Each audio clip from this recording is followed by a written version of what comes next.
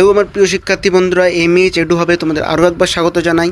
আজকে এই ভিডিওটা তোমরা যারা বর্তমানে পঞ্চম শ্রেণী অর্থাৎ ক্লাস 5-এ পাঠরত তোমাদের জন্য অত্যন্ত গুরুত্বপূর্ণ হতে চলেছে, কারণ আজকে এই ভিডিওতে তোমাদের স্বাস্থ্য ও শারীর শিক্ষা বিষয়টি থেকে সম্পূর্ণ 15 মার্কসের একটি প্রশ্নপত্র উত্তর সহ কিন্তু আলোচনা করব। তো তার জন্য ভিডিওটা প্রথম থেকে শুরু করে শেষ পর্যন্ত অবশ্যই দেখতে থাকবে, এবং যারা আমাদের চ্যানেলের প্রথম, দয়া করে চ্যানেলটিকে সাবস্ক্রাইব করে দিয়ে পাশে থাকা বেল আইকন অবশ্যই প্রেস করে দেবে। তো চলো আর কথা বাড়াবো না, একেবারেই সরাসরি প্রশ্নপত্রটি উত্তর সহ দেখে নেব।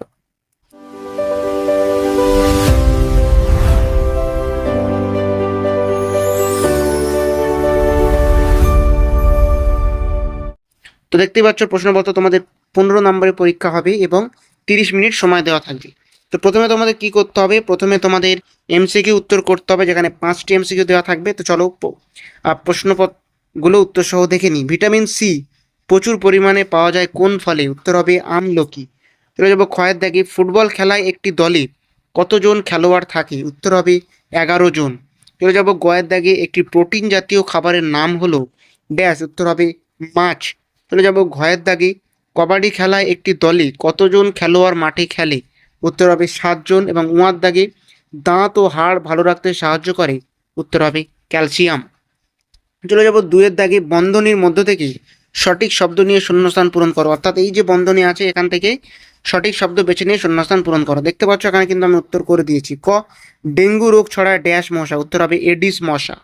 খ, সকালের রৌদ্র থেকে আমাদের শরীরে ড্যাশ তৈরি করতে পারে? উত্তর হবে কি ভিটামিন ডি তৈরি করতে পারে। চলে যাব গয়ের দিকে, প্রতিদিন সকালে উঠে ড্যাশ করা স্বাস্থ্যের পক্ষে খুব ভালো? উত্তর হবে ব্যায়াম করা স্বাস্থ্যের পক্ষে খুব ভালো। ঘয়ের দিকে প্রশ্ন কি আছে, ফুটবল খেলায় মাঠের প্রধান পরিচালককে ড্যাশ বলা হয়? উত্তর হবে রেফারি বলা হয়।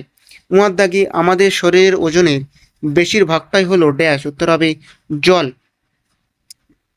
3-এর দাগে অর্থাৎ নিচের প্রশ্নগুলি উত্তর দাও, যেখানে তোমাদের 1 নম্বরের 5টি প্রশ্ন থাকবে। এই প্রশ্নগুলো একে একে উত্তর সহ দেখে নিই। প্রথম কি আছে, যোগাসনের একটি উপকারিতা লেখো? উত্তর হবে যোগাসন করলে শরীর ও মন সুস্থ ও সতেজ থাকে।